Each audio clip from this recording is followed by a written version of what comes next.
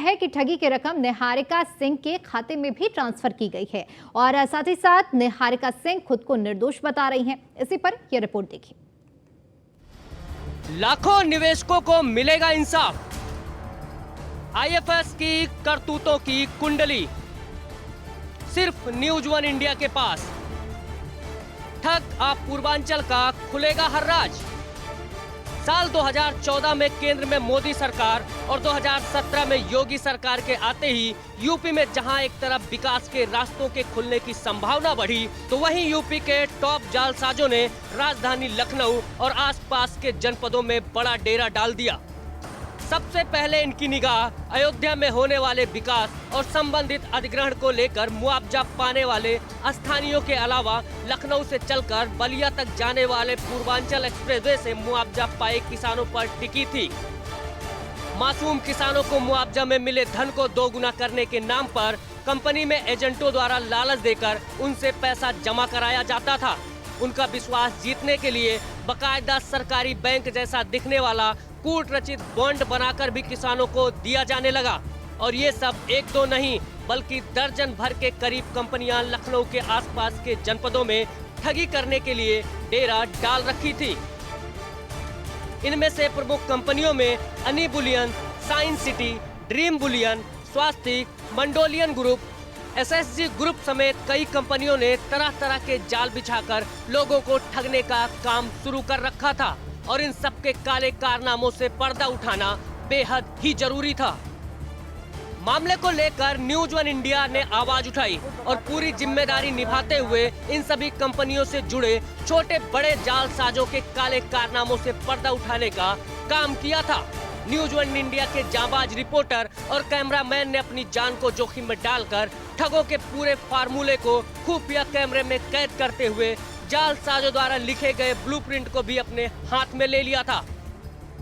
29 सितंबर 2019 से जालसाजों का पर्दाफाश।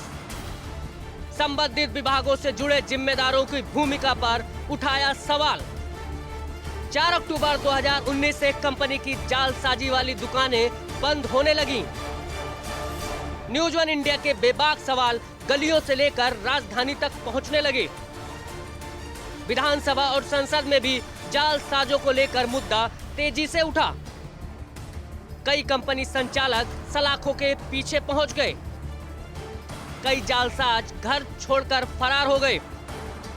ईडी से भी EOW समेत तमाम सारी एजेंसियां जांच में जुटी। जबकि साइंस सिटी नामक फ्रॉड कंपनी के मालिक की गिरफ्तारी अभी तक नहीं हो पाई। गिरफ्तारी के बाद अनी बुलियन कंपनी के मालिक अजीत गुप्ता से पूछताछ में पता चला कि उसकी पत्नी निहारिका सिंह IFS अधिकारी हैं, जो कि इंडोनेशिया में बाली स्थित भारतीय दूतावास में तैनात हैं। निहारिका सिंह का PM मोदी के साथ का फोटो और रसूखदार अफसर का हवाला देकर ही अनी बुलियन कंपनी के मालिक और कर्मचारियों ने मासूमों से बड़ी चपत लगाई है। कंपनी की कई बड़े आयोजनों में बतौर गेस्ट और होस्ट के तौर पर भी उन्हें देखा गया है।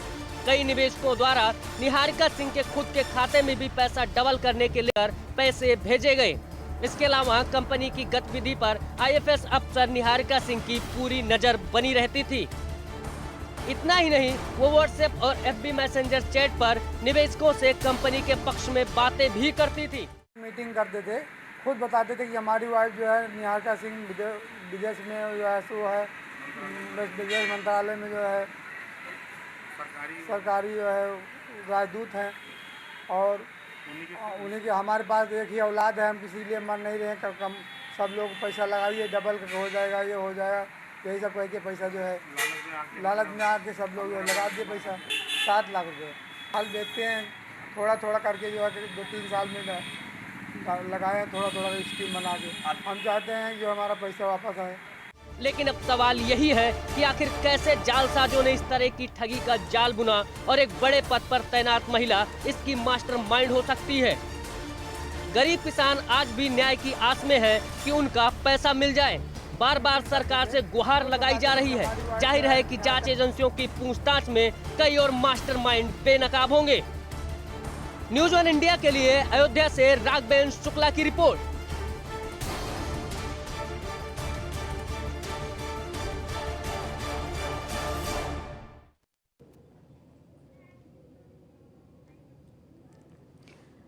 तो ये पूरा मामला जहां पर लाखों निवेशकों के साथ खिलवाड़ किया गया है, पहले चिट फंड, और जिस तरह से अब एनी बुलियन का ये पूरा मामला सामने आया है, इस मुद्दे को लेकर न्यूज़ वन इंडिया ने प्रमुखता से इस मुद्दे को उठाया था। कई सवाल थे हमारे, और अब इस मामले में ईडी का शिकंजा कस चुका है और लगातार पूछताछ की जा रही है, जांच पड़ताल की जा रही है। अपने रसूख का हवाला देकर लाखों निर्दोषों के पैसों को ऐंठा गया है।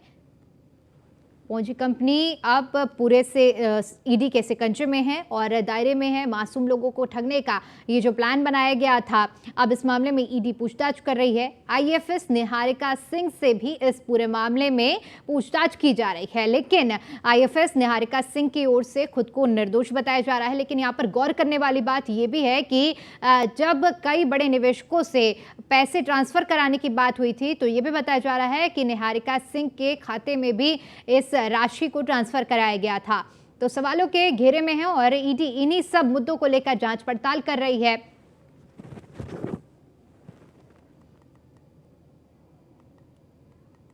तो कड़ा शिकंजा कसा गया है और पूंजी कंपनी एनी बुलियन ग्रुप पर ईडी का शिकंजा और लगातार पूछताछ की जा रही है।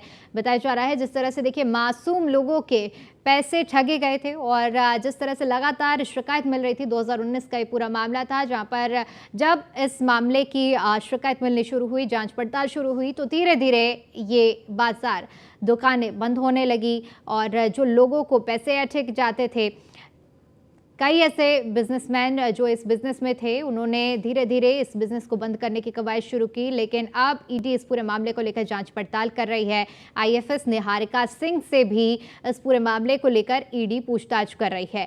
दरअसल आपको बता दें कि एनी बुलियन कंपनी से जुड़ा हुआ ये पूरा मामला है, जहां पर लाखों बेगुनाह लोगों के पैसे ठगे गए हैं और पैसा डबल करने की बात कहकर लाखों लोगों को चूना लगाया गया है। और अब इसी मामले में ईडी ने शिकंजा कसा है और पूरे मामले की जांच पड़ताल की जा रही है।